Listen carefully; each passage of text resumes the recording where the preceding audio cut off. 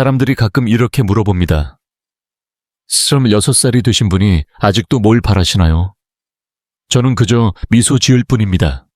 먼 꿈 같은 건 이제 없습니다. 그저 인생의 끝이 가까워진 이 시기를 아이들과 손주들의 웃음소리가 울려 퍼지는 집에서 조용히 보낼 수 있다면, 네, 주 또 그렇게 바래왔습니다. 저는 믿고 있었어요.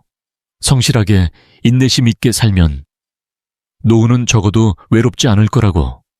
하지만 인생이란 건 그렇게 달콤하지 않네요. 여러분, 제발 귀 기울여 주세요. 이건 한 어머니의 이야기입니다.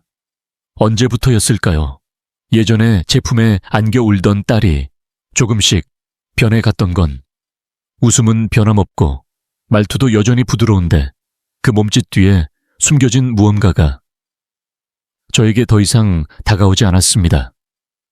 제가 시대에 뒤처진 걸까요?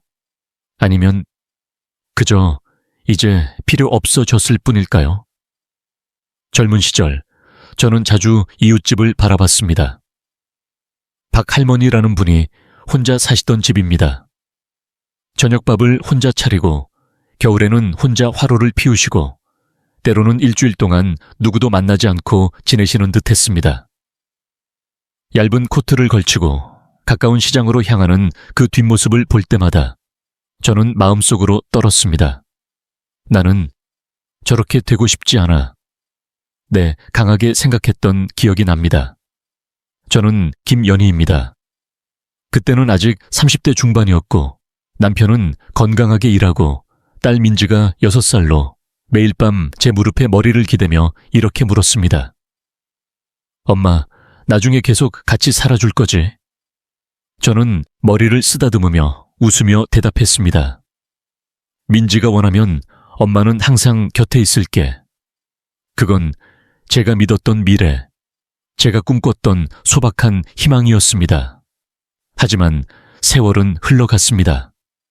남편은 제가 49살 때 사고로 세상을 떠났습니다. 저는 재혼하지 않았습니다. 그를 생각해서도 있지만 무엇보다 딸 민지를 제대로 키우고 싶었기 때문입니다. 저는 작은 꽃가게를 시작했습니다. 지하철역 계단 아래 작은 공간에서 매일 새벽 5시에 일어나 시장으로 가고 아침 안개 속에서 카트를 밀며 가게로 돌아오죠. 튤립, 국화, 흰 백합, 이슬향기, 흙냄새, 그리고 희망을 실은 꽃다발들. 저는 생각했습니다. 이 아이가 올바른 어른이 돼주면 그걸로 충분해. 이윽고 민지는 성장해 대학에서 디자인을 배우고 졸업 후 서울의 회사에 취직했습니다. 강남구의 원룸 아파트에 살기 시작하며 저와는 떨어져 살게 됐습니다. 처음에는 매달처럼 전화가 왔습니다. 엄마 된장찌개 또 먹고 싶어. 저는 그때마다 가슴이 포근해졌습니다. 하지만 점점 전화 횟수가 줄어들었습니다. 어쩔 수 없죠. 젊은이는 바쁘니까. 게다가 자신의 인생이 있으니까 저는 화내지 않았습니다.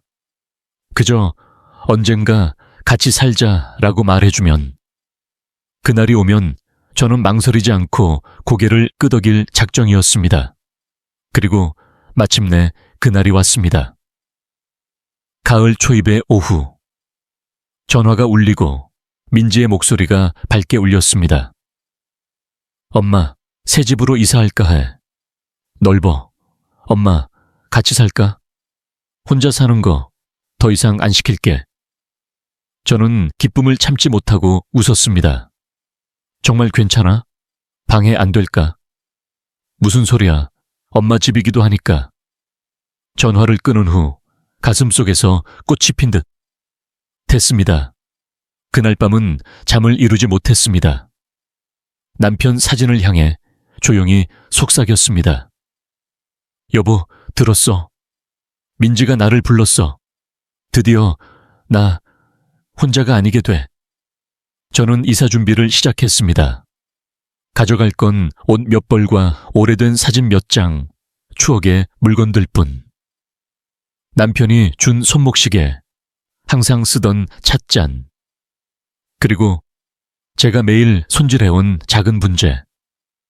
꽃가게는 젊은 여자에게 넘겼습니다. 그 애는 저를 둘째 엄마라고 불렀습니다. 단골 고객 연락처와 주문 노트도 모두 넘겼습니다. 작별의 날 그 애는 저를 안아주며 울면서 말했습니다. 저도 언젠가 제 엄마를 엄마처럼 소중히 할 수 있으면. 그 말에 제 가슴이 따뜻해졌습니다. 제가 주 또 꿈꿔온 건 그런 작지만 확실한 온기였습니다. 딸과 함께 사는 나날들, 아침에는 시장으로, 밤에는 저녁 준비, 차를 마시며 TV를 보고 누군가의 목소리가 있음, 누군가와 함께 먹는 밥이 있음, 추운 날에는 조용히 손을 잡아주는 누군가가 있음. 그런 생활을 제가 꿈꿔왔습니다. 서울로 이사 오는 날, 민지가 차로 역까지 마중 나왔습니다. 흰 셔츠에 머리를 단정히 묶고 조금 바빠 보이는 얼굴을 하고 있었습니다. 저는 뒷좌석에서 소중히 키워온 분재를 안고 앉아 있었습니다. 돌아오는 길 민지가 말했습니다. 베란다 엄청 넓어. 엄마, 식물 마음대로 키워도 돼. 게다가 엄마 방도 제대로 있어. 저는 고개를 끄덕였습니다. 마음이 가볍게 떠올랐습니다. 아파트에 도착한 건 18층. 높고 밝고 바람이 통하는 방. 저는 무심코 숨을 죽였습니다. 흰 벽, 나무 침대, 모던한 가구. 민지가 한 방을 가리켰습니다. 여기가 엄마 방이야.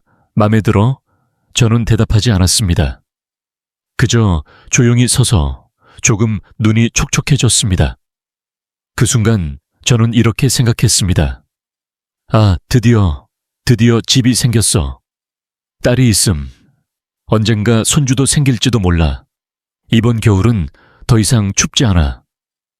이사 온 초반, 저는 집안을 청소하고 요리를 하고 딸을 위해 하나하나 정성스럽게 정리했습니다. 어느 날 저는 물었습니다. 민지, 뭐 먹고 싶어? 그러자 그녀는 이렇게 말했습니다. 아무거나 좋아. 엄마가 만들면 다 기뻐. 저는 그 말을 믿었습니다. 옛날처럼 된장찌개, 고등어구이, 주먹밥, 부드럽게 삶은 그렇게 딸이 어렸을 때를 떠올리며 만들었습니다. 어느 날은 사과를 깎아서 한 장씩 통에 담아 냉장고에. 그게 제 습관이었습니다. 딸을 위해 재봉 도구도 챙겨 단추가 떨어진 셔츠를 꿰매기도 했습니다.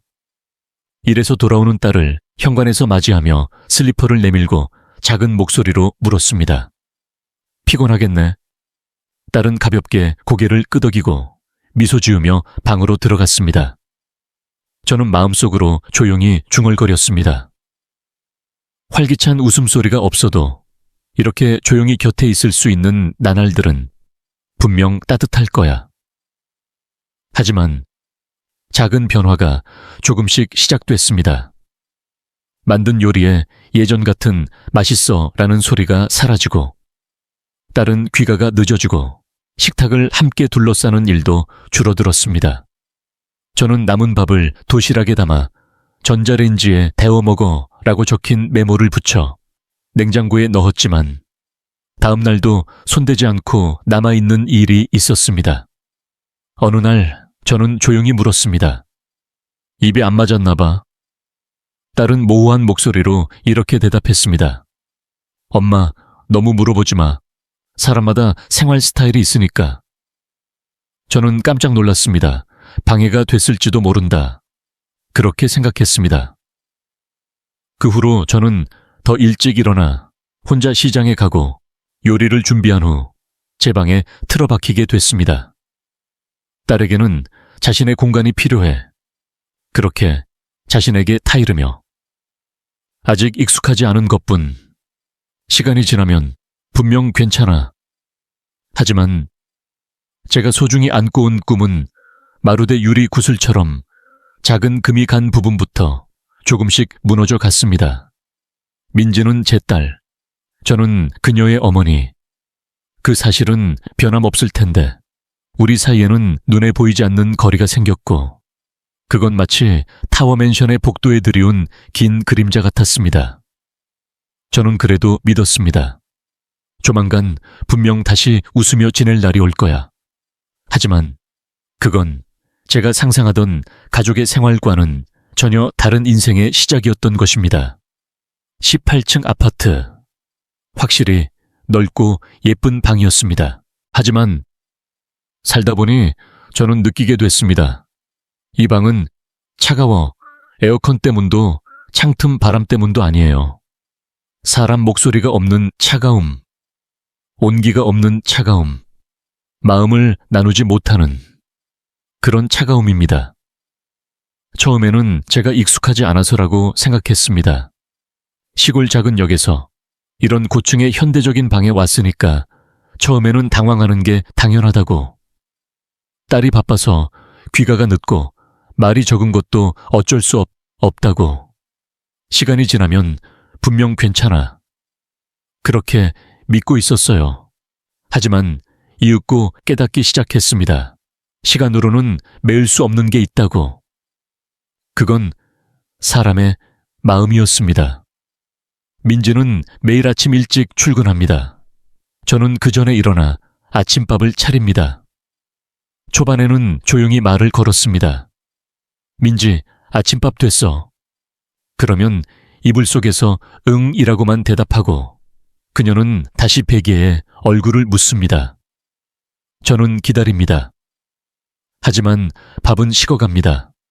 데워서 다시. 또 식음. 겨우 방에서 나온 그녀는 가방을 한 손에 들고 이미 현관으로 향하며 이렇게 말했습니다. 아침밥 안 만들어도 돼. 나 아침 안 먹으니까. 저는 그 자리에서 굳었습니다. 가볍게 한 그 한마디가 작은 칼처럼 가슴을 찔렀습니다. 피는 안 나지만 서서히 마음이 차가워집니다. 그래도 저는 계속 만들었습니다. 강제로 먹이기 위해서가 아니에요. 어머니라는 감각을 제 안에 간직하고 싶었기 때문입니다.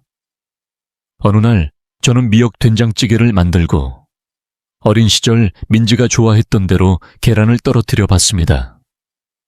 밥을 테이블에 놓고 젓가락을 정갈하게 정돈하고 목소리도 걸지 않고 제 방으로 돌아갑니다. 늦은 밤 조용히 리빙으로 나오면 도시락은 그대로 남아있고 차가워져 있었습니다. 저는 아무 말 없이 밥을 조용히 치우고 정성스럽게 싸서 냉장고에 넣습니다. 다음 날 아침 다시 듭니다. 그리고 다시 치움. 마루대 사용되지 않을 걸 알면서도 그래도 버리지 못하는 희망을 마음 깊숙이 작게 밝히는 듯이. 그런 어느 아침이었습니다. 아침밥 트레이 위에 한 장의 종이가 놓여 있었어요. 무슨 메모인가? 그렇게 생각하고 열어보니 거기에는 전기요금 청구서 84,000원 빨간 펜으로 동그라미 쳐져 있고 말은 한마디도 없었습니다. 그저 숫자와 침묵만이 거기 있었습니다. 저는 그 자리에서 멍하니 서 있었습니다. 돈이 없는 건 아닙니다. 하지만 아무도 이렇게 말해주지 않았어요. 엄마, 이번 달 전기요금이 좀 높아서 괜찮으면 좀 내줄래요? 네. 그저 한마디. 그렇게 말해주면 그걸로 됐는데 저는 이제 어린애 취급받고 싶은 게 아니에요. 그저 이 집에서 함께 사는 존재로서 대화가 있고 의견이 있고 서로 돕는 게 있으면 그걸로 됐어요. 하지만 제가 준비한 아침밥 옆에 무언으로 청구서를 놓는 그 행위. 그건 말없는 뺨때림 같았습니다. 거기에 분명히 적혀 있었어요. 너는 가족이 아니야. 그냥 동거인. 그렇게 쓰여 있는 듯 했습니다. 저는 그 후 생활에서 하나하나의 행동을 더 신중하게, 더 조용히 하게 됐습니다. 냉장고를 열 때에는 꼭 괜찮아? 라고 물음. 딸의 가방 놓는 곳에 신발이 조금이라도 가까워지지 않게 주의함. 딸이 돌아올 때 소파에 오래 앉아있지 않음. 아무도 에어컨을 켜지 않았을 때는 스스로 켜지 않음. 언제부터였을까요? 저는 제 존재에까지 사과하게 됐습니다. 어느 날 설거지를 하다 손이 미끄러져 컵 하나를 떨어뜨렸습니다. 그 소리에 민지가 방에서 나왔습니다. 깨진 유리를 보며 한숨을 쉬며 말했습니다. 엄마, 좀 더 조심해 줄래? 그거 이탈리아에서 주문한 거야. 저는 아무 말 없이 떨리는 손으로 한 조각 한 조각 바닥 조각을 주었습니다. 그리고 그때 제 안에서 컵보다 훨씬 큰 무언가가 소리 없이 부서지는 걸 느꼈습니다. 그 후로 저는 혼자 식사하게 됐습니다. 더 이상 딸의 귀가를 기다려 저녁을 차리지 않음. 따뜻한 된장찌개를 만드는 일도 없음. 젓가락을 나란히 놓는 일도 없음. 저는 제 몫만 만들어 혼자 먹고 혼자 치움. 어느 밤 식사를 마치고 베란다를 멍하니 바라보고 있으니 시골에서 가져온 작은 분재가 조금씩 시들어가는 걸 깨달았습니다. 완전히 마르진 않았음. 하지만 기운이 없음. 마루대 제 자신 같았습니다. 쓰러지진 않았지만 누구에게도 물을 주지 않고 그저 조용히 시들어가는 듯이.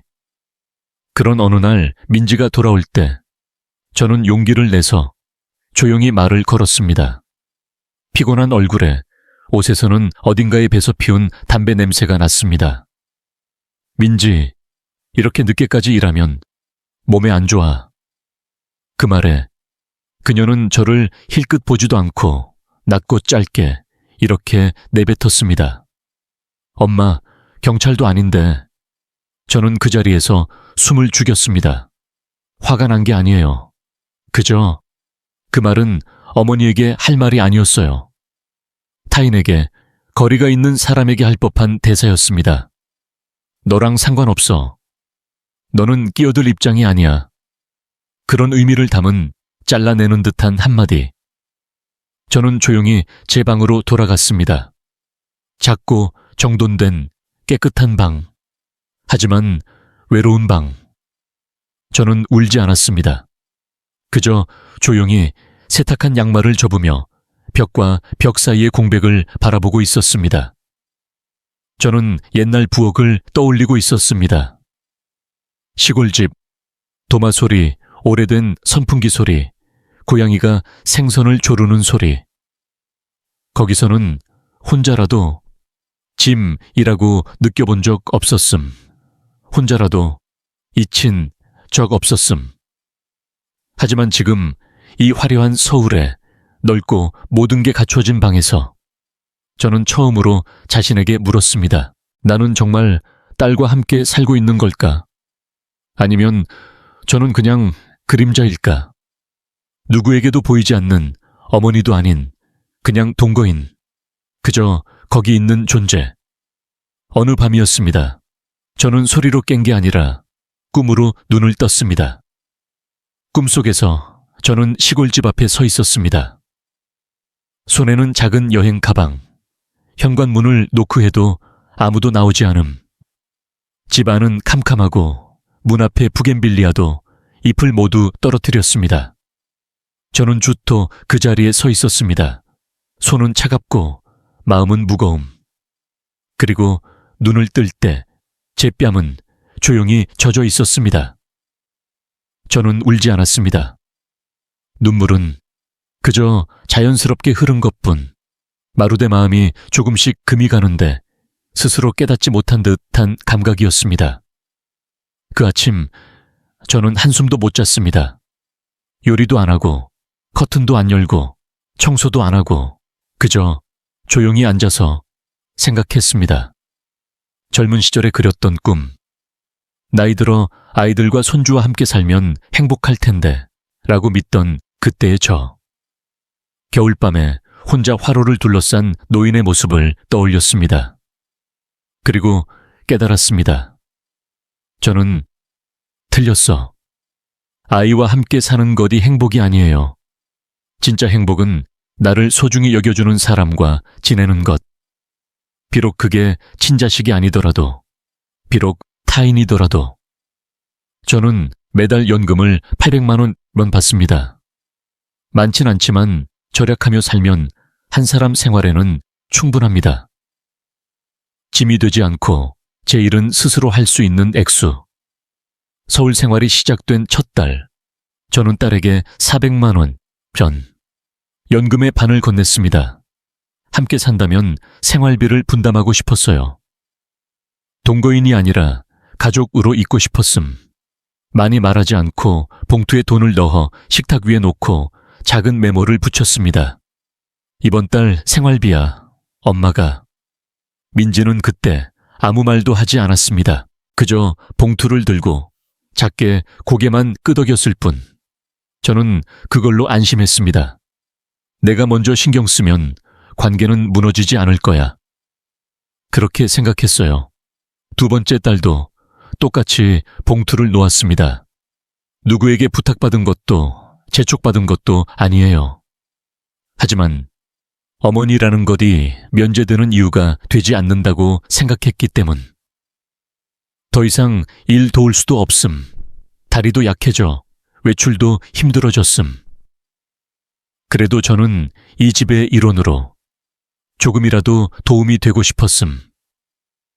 식사 만들고 청소하고 세탁하고 매일 밤 현관불을 켜고 리빙에는 작은 꽃을 장식하고 풀린 커튼실을 꿰매는. 저는 생각했습니다. 제대로 도움이 되면 분명 소중히 여겨질 거야.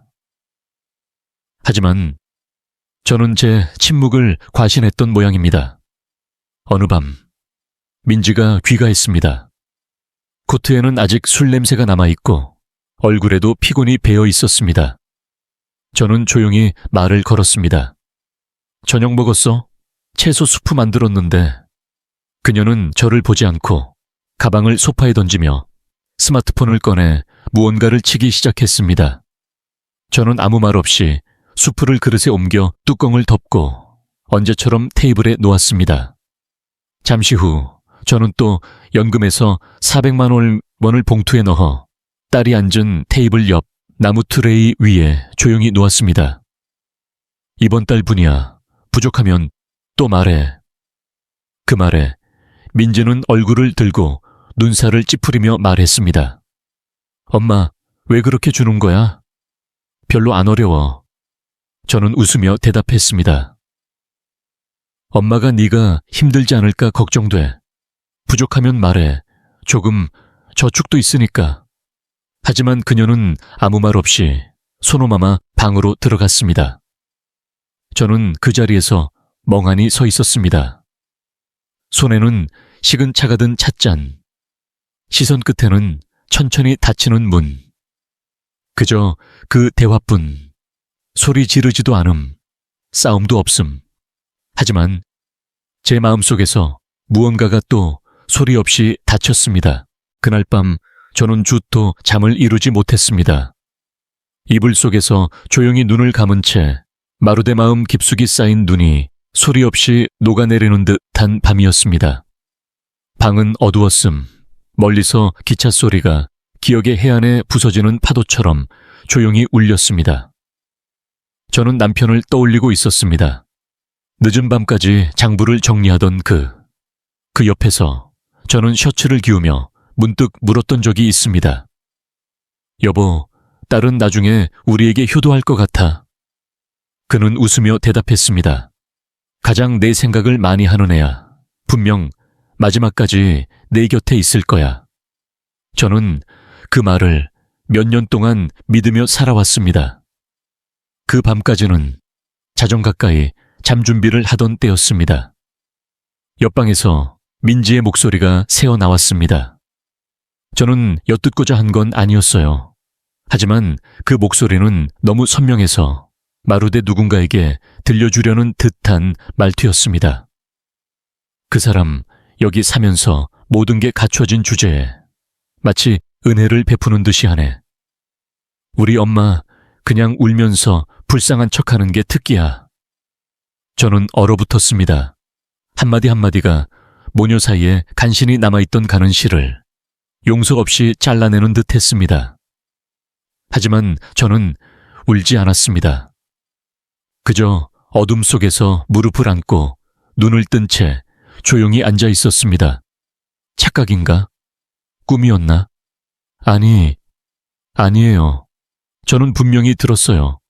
어린 시절 매일 밤처럼 제게 매달리던 그 아이가, 항상 같이 있자라고 약속했던 그 딸이 이제는 제 것을 불쌍한 척 잘하는 사람이라고 불렀습니다. 다음 날 아침 저는 이수모처럼 일찍 일어났습니다. 밥을 짓고 차를 끓이고 테이블을 닦음. 하지만 그날만은 저는 딸의 귀가를 기다리지 않았습니다. TV도 켜지 않고 커튼도 열지 않고 꽃도 장식하지 않았음. 저는 혼자 조용히 식사를 마쳤습니다. 마루대 낯선 거리에서 일시적으로 빌린 손님처럼. 그날 낮, 저는 베란다로 나갔습니다. 거기에는 고향에서 가져온 작은 분재가 있었습니다. 잎은 시들고 흙은 갈라지고 줄기는 마르고 색도 변해 있었습니다. 조용히 가지에 손을 대는 순간 소리 없이 부러졌습니다. 저는 그 분재를 가슴에 안고 조용히 등을 돌렸습니다. 울고 있는 모습을 딸에게 보이고 싶지 않았기 때문입니다.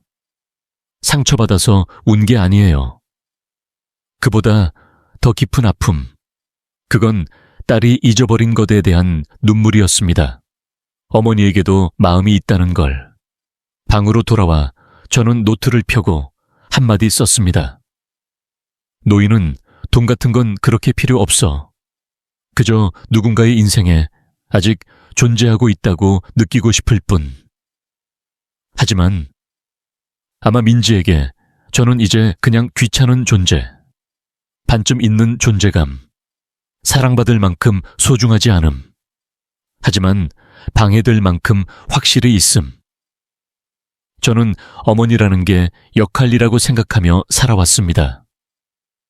하지만 이제는 알겠어요.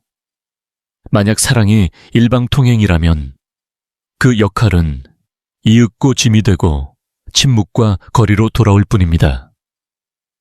저는 연금 봉투를 조용히 서랍에 넣었습니다. 그리고 남은 인생에 대해 생각했습니다. 새로운 인생을 시작할 힘은 이제 별로 남지 않았습니다. 하지만 이마마 그림자처럼 살아가는 것만은 도저히 할 수 없었습니다. 옛날에 딸이 말해준 엄마도 이 집을 자기 집이라고 생각해도 돼 라는 말.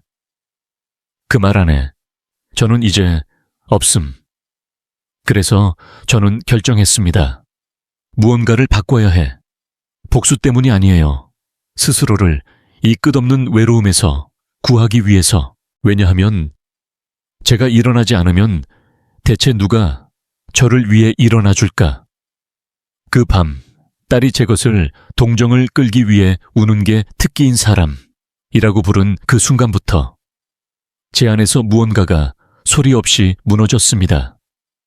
함성도 없음, 피도 흐르지 않음. 그저 오랜 세월 흘러온 신뢰라는 이름의 조용한 흐름이 뚝 끊어진 것입니다.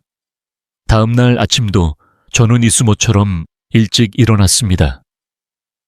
하지만 더 이상 아침밥은 만들지 않았음. 된장찌개를 드지도 연금을 봉투에 넣지도 않았음. 저는 그저 의자에 혼자 앉아 식은 차를 홀짝이며 창밖으로 조용히 내리는 비를 바라보고 있었습니다. 몇 달 동안 이어진 나날들 속에서 아무것도 안 한 건 그날이 처음이었습니다. 하지만 이상하게도 아무도 아무 말도 하지 않았습니다. 엄마, 밥 어떻게 된 거야? 오늘은 쉬고 있어. 그런 목소리는 어디에서도 들리지 않았음. 시선조차 돌리지 않았음. 그저 무거운 침묵이 방에 가득 찼음. 마루대 제가 이 집에 존재하지 않았던 듯이. 그날 오후 저는 전철을 타고 두 정거장 앞에 구립도서관으로 향했습니다. 젊은이들에게 둘러싸인 채 이름 없는 노인으로 열람실 구석에 조용히 앉았습니다. 그리고 저는 인생 처음으로 법률책을 집어들었습니다. 노인의 권리에 대해, 상속 메커니즘에 대해, 노인이 억지로 서류에 서명하게 되는 사례, 법적으로 유효한 유언 작성법, 그리고 옛날에 누군가의 부모였던 사람들이 언제부터인가 보이지 않는 존재가 돼 조용히 이 세상에서 사라진 이야기. 페이지를 넘길 때마다 그건 마루대 하나의 거울 같았습니다. 저는 거기에 지금의 제 모습을 봤습니다. 그리고 저와 같은 사람들의 모습도. 그때 저는 깨달았습니다. 나는 혼자가 아니었어. 그리고 또 하나의 진실에도 깨달았음.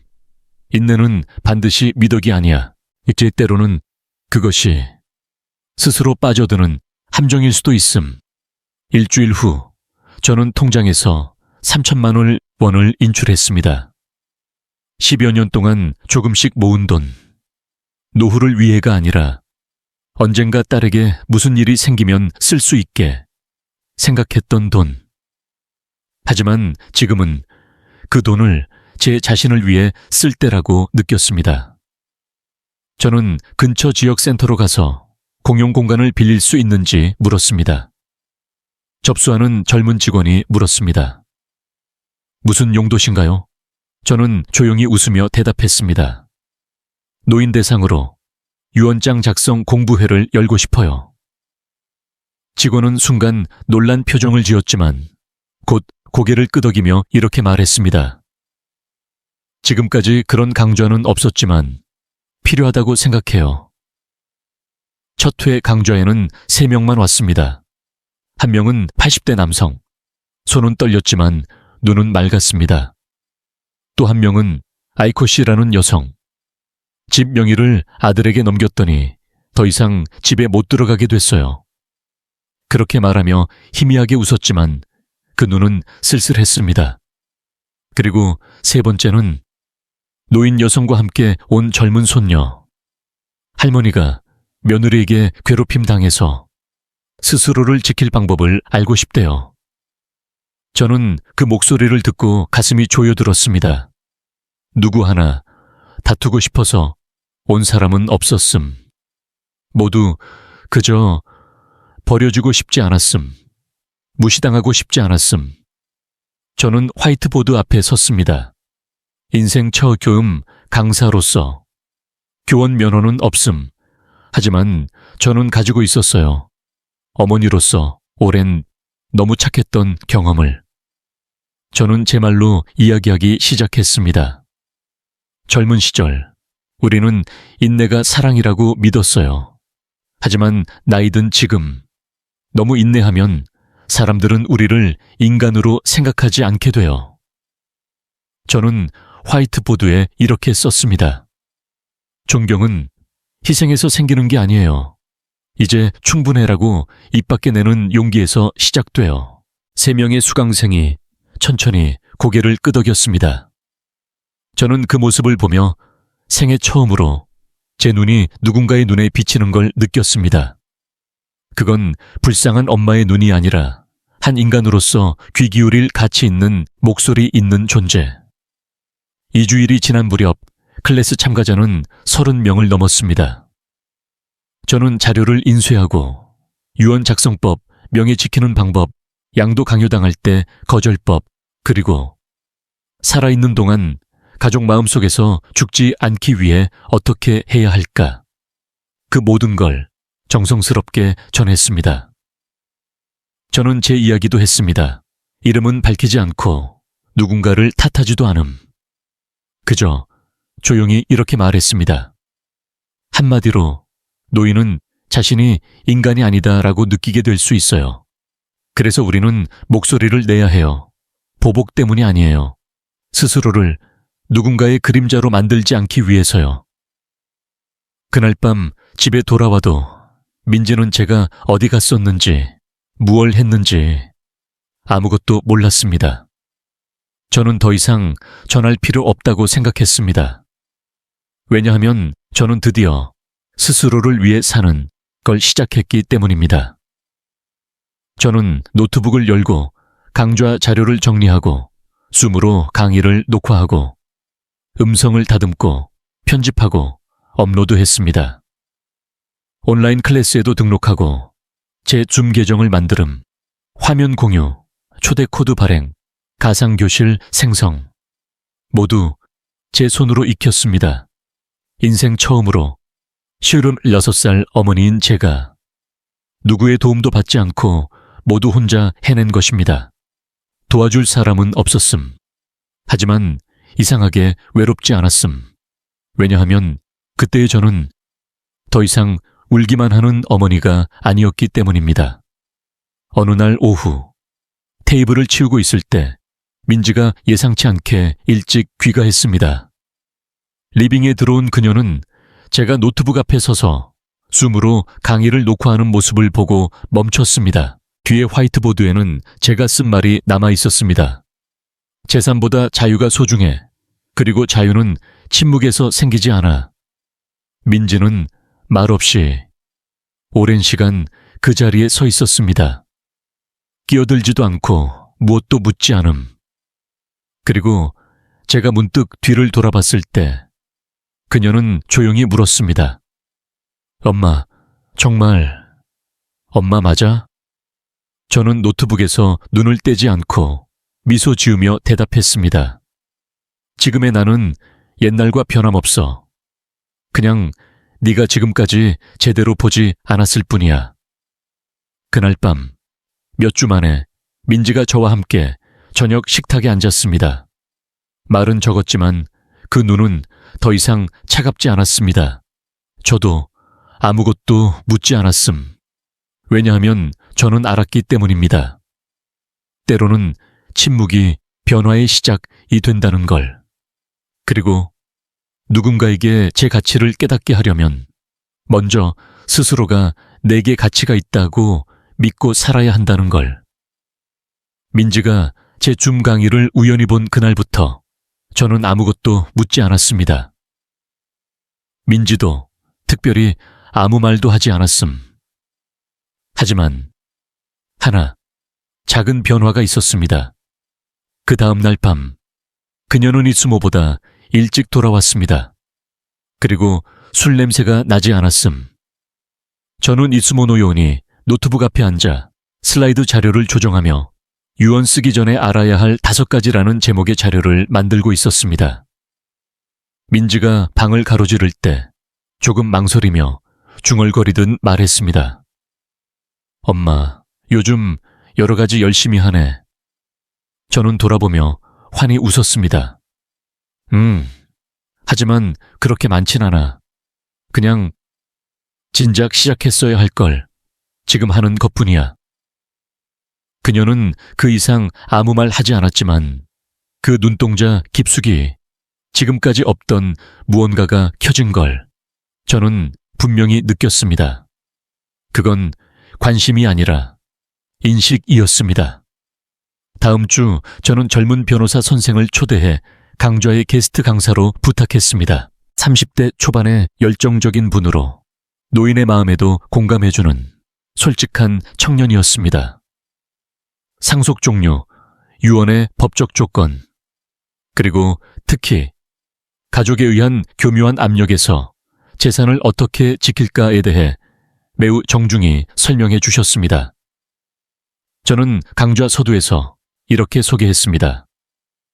저는 김연희 56살, 옛날에 너무 착했던 어머니입니다. 하지만 지금은 이렇게 생각해요. 스스로를 지키지 않으면 누구도 대신 지켜주지 않아요. 그날 강좌에는 대면과 온라인 합쳐 40명 이상이 참가했습니다. 종료 후 한 노인 남성이 제게 다가와 손을 잡으며 말했습니다. 김연희 씨, 정말 고마워요. 오늘 처음으로 아들에게 말했어요. 이 집은 내 명의야. 빌려준 게 아니야 라고. 저는 그 손을 마주 잡고 목이 메는 걸 느끼며 대답했습니다. 그게 좋아요. 이제 타인의 그림자로 사는 시간 따위 남지 않았으니까. 그날 밤 집에 돌아오니 민지가 리빙에서 노트북을 열고 제가 업로드한 강의 영상을 다시 보고 있었습니다. 제가 지나갈 때 그녀는 얼굴을 들고 조금 놀란 듯 물었습니다. 이거 엄마가 다 한 거야? 저는 고개를 끄덕였습니다. 슬라이드도 말할 내용도 녹화도 편집도 모두 제 경험에서 만든 거야. 그녀는 말없이 제 얼굴을 바라봤습니다. 그 표정에는 더 이상 빈정거림도 냉담함도 없었습니다. 그저 아직 말로 되지 않는 깨달음이나 후회 같은 게 거기 조용히 배어 있었습니다. 일주일 후 저는 구주최 노인과 자기 결정권에 대한 공개 세미나에 등단하게 됐습니다. 그날 저는 남편 장례식 때 한 번 입은 연보라색 한복을 입었습니다. 화려함은 필요 없음.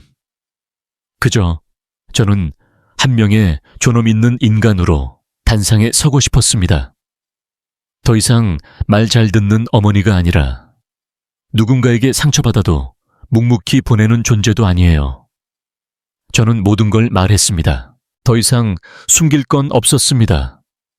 옛날에 저는 아이와 사는 게 노후의 행복이라고 믿었어요.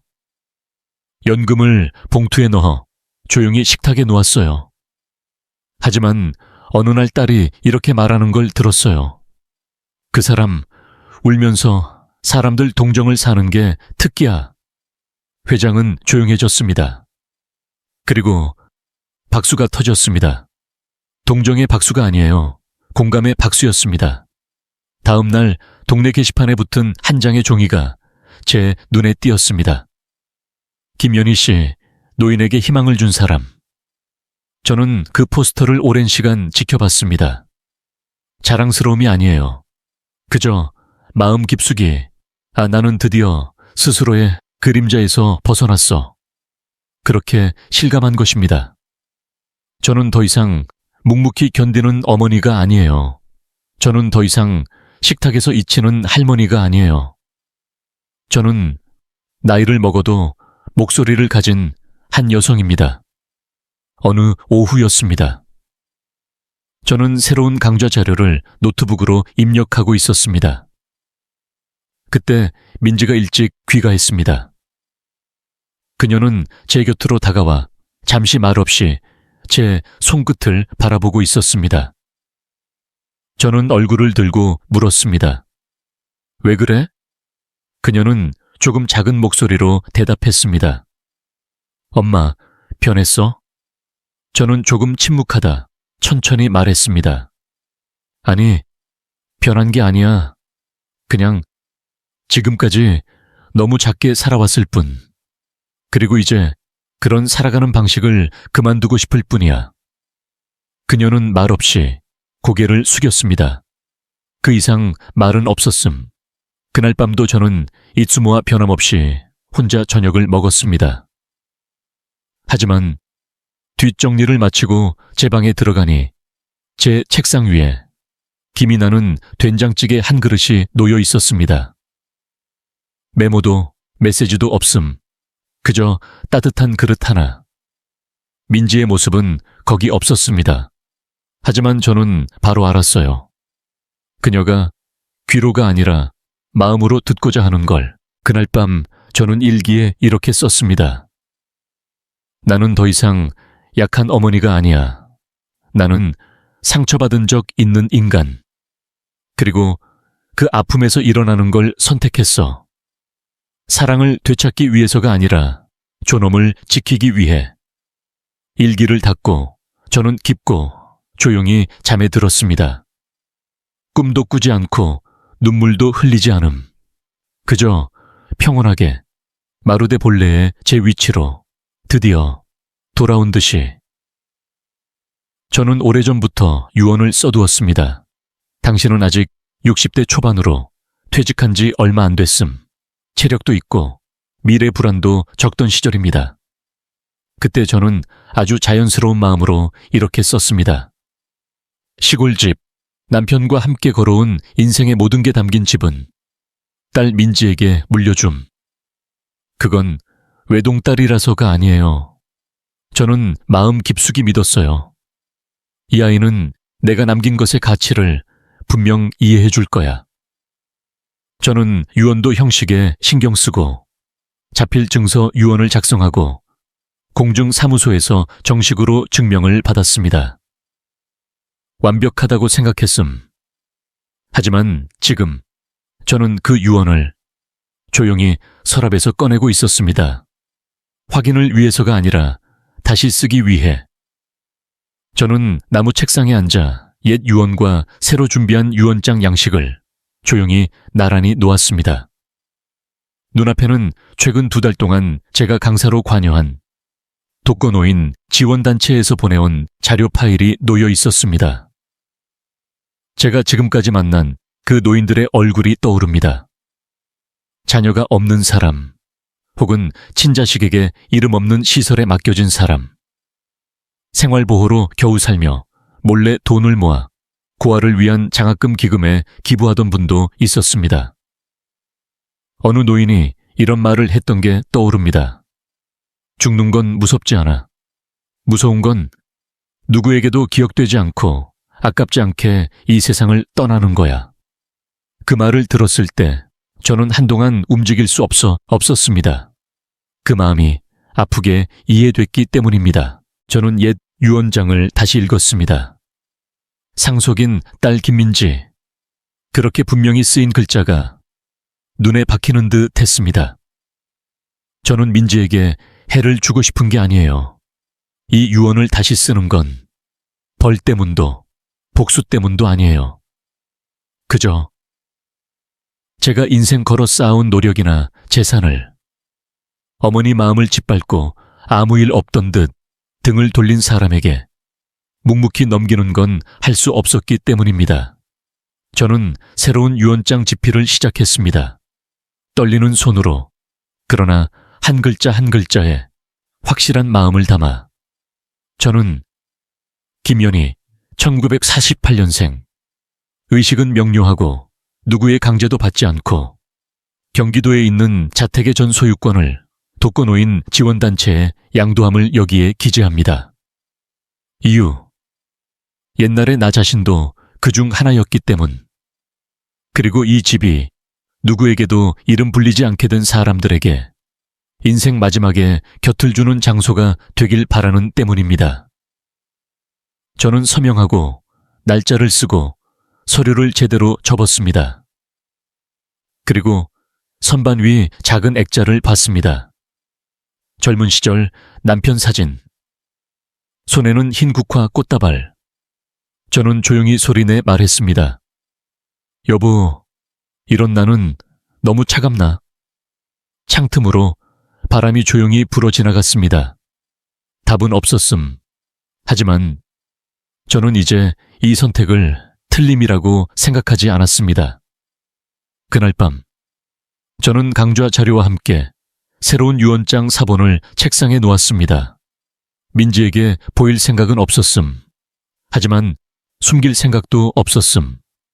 왜냐하면 제 인생을 지키기 위한 일에 더 이상 몰래 할 필요 따위 없기 때문입니다. 밤 9시쯤 민지가 귀가했습니다. 이츠모처럼 말없이 방을 가로지르려다 문득 발을 멈췄습니다. 저는 돌아보지 않았지만 종이를 넘기는 소리가 분명히 들렸습니다. 그리고 그 등 뒤에서 떨리는 듯한 목소리가 떨어졌습니다. 엄마, 이게 뭐야? 정말 유언장 다시 쓴 거야? 저는 천천히 돌아보고 눈을 피하지 않고 똑바로 그녀를 봤습니다. 도망치지도 않음. 고개 숙이지도 않음. 조용히, 그러나 확실히 말했습니다. 응, 다시 썼어. 왜냐하면 이제 알 수 없게 됐으니까. 네가 정말 나를 필요로 하는지 아니면 그냥 내 재산만 원하는지. 민지의 눈이 커졌습니다. 뭐야 그게? 엄마, 뭐 하려는 거야? 나에게 교훈 주려는 거야?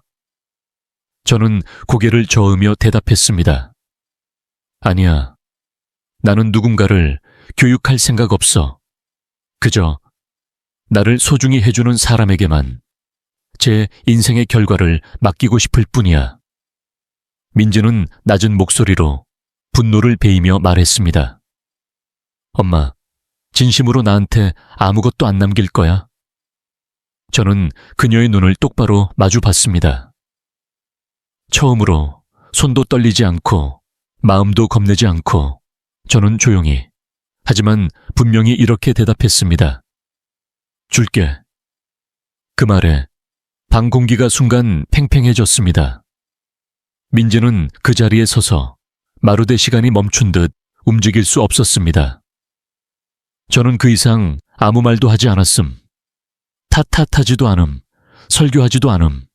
왜냐하면 때로는 말이 불필요하니까. 어머니가 받은 상처는 절대 소리 지르며 전달되지 않아. 그 아픔은 침묵 속에, 그리고 무엇을 버리고 무엇을 지킬까라는 선택에 조용히, 그러나 확실히 새겨짐. 다음 날 저는 새로운 유언장을 정식으로 제출하러 갔습니다. 젊은 변호사가 온화한 미소를 지으며 말했습니다. 김연희 씨, 당신 결정은 아주 중요한 선례가 돼요. 혈연이 있다고 해서 그 사람만 받을 권리가 있는 게 아니에요. 중요한 건 당신 인생을 이해해주는 사람인지예요. 저는 조용히 고개를 끄덕였습니다. 원한이 아니에요. 자랑도 아니에요. 그저 마음이 홀가분해진 걸 느꼈습니다. 오랜 세월 자신을 묵던 어머니니까 라는 무언의 쇠사슬이 드디어 소리 없이 풀린 듯 했습니다. 그날 밤 민지는 아무 말도 하지 않았음. 이츠모처럼 우리는 같은 집에서 계속 살았습니다. 하지만 저는 알았어요. 그 아이 안에서 제 존재의 위치가 확실히 변하기 시작했다는 걸.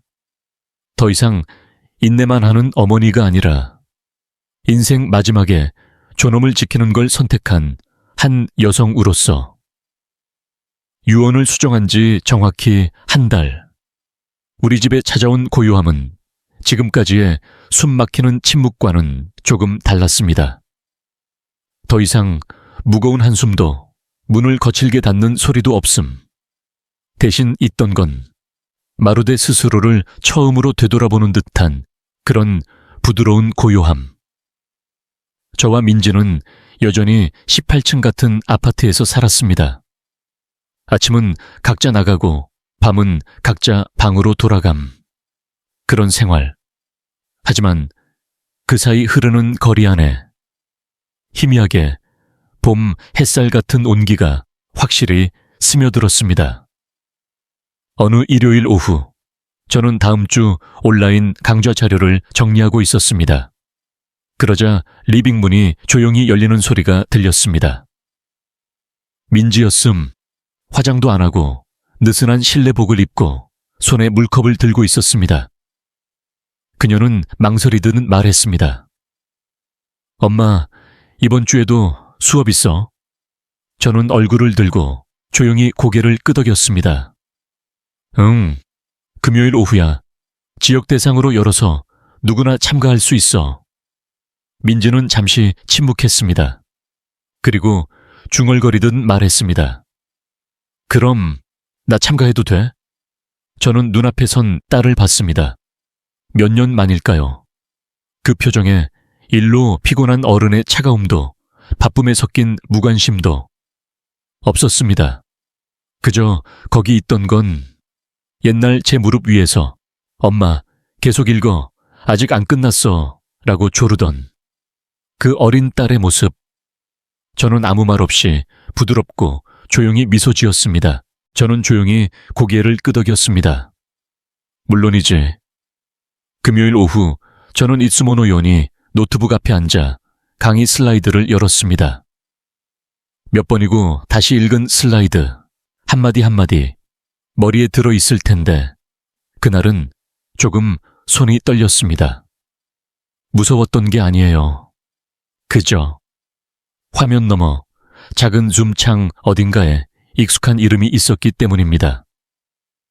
출석 확인 때 저는 찾았습니다. 에이미 영케이. 그 이름을 저는 강의 중에 한 번도 입에 올리지 않았음. 이츠모처럼 담담하게 말했습니다.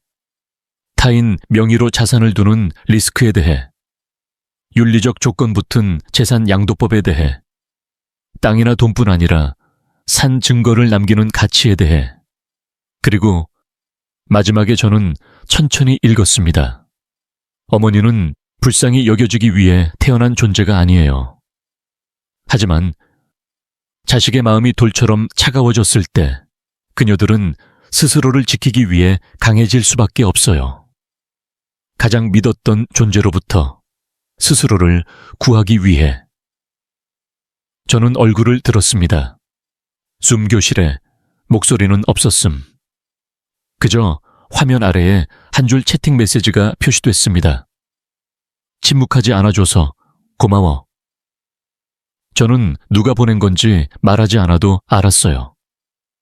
그날 밤, 물을 가지러 방을 나왔을 때 민지가 복도에 서 있었습니다. 손을 꽉 쥐고 눈은 희미하게 붉게 물들어 있었습니다. 그녀는 저를 보지 않고 갈라진 목소리로 말했습니다. 엄마 미안해. 저는 아무 말도 하지 않았음. 다가가지도 않았음. 앉지도 않았음. 용서해라는 말도 입에 올리지 않았음. 그저 조용히 고개를 끄덕였음. 왜냐하면 어머니는 자식에게 무릎 꿇기를 요구하지 않아. 눈물도 변명도 필요 없음. 그저 자식이 자신의 잘못을 깨닫는 것. 그걸로 충분하니까. 그 후 저와 민지 사이에는 극적인 화해 같은 건 없었습니다. 울며 안기지도 않음. 촛불 켜고 저녁 먹지도 않았음. 그저 우리는 다시 사람을 믿는 걸 천천히 함께 다시 배우기 시작한 것입니다. 조금씩, 정말 조금씩. 어느 날 민지가 세 분자의 한 그릇을 베란다에 놓았습니다. 이미 시든 제가 시골에서 가져온 그릇 옆에 저는 물었습니다. 그건? 민지는 대답했습니다. 옛날 건 엄마가 가져온 거. 이건 내가 골랐어. 이번에는 내가 키우고 싶어. 저는 아무 말 하지 않았음. 하지만 그때 분명히 느꼈어요. 이 아이는 드디어 제가 무엇을 소중히 해왔는지 조금씩 이해하려는 거라고. 일주일 후 저는 은행에 가서 자산 관련 서류를 업데이트했습니다. 유언 내용은 바꾸지 않았음. 하지만 하나만, 작은 조건을 추가했습니다. 내 사후 3년 이내에 딸 민지가 내가 관여한 노인 지원 활동을 지속적으로 하고 있는 경우 그녀에게 내가 키웠던 분재와 강의에 썼던 원고 자료 모두를 양도함. 그건 돈도 땅도 아니에요. 그저 만약 정말 그녀가 원한다면 어머니라는 존재의 기억을 이어받는 소박한 권리. 제가 마지막으로 바란 건 후회도 어머니를 사랑해 라고 강요하는 것도 아니고 그저 어머니도 한 인간이었다고 그것만을 마음에서 이해해 주길. 그리고 만약 변해준다면 재산을 남기지 않아도 저는 더 중요한 걸 남길 수 있어요. 그건 사람의 마음은 분명 다시 부드러움을 되찾을 수 있어 라는 희망. 어머니는 불쌍히 여겨지기 위한 존재가 아니에요. 그저 자식의 마음이 다쳤을 때 어머니는 강해짐. 이기기 위해서가 아니라 스스로를 잃지 않기 위해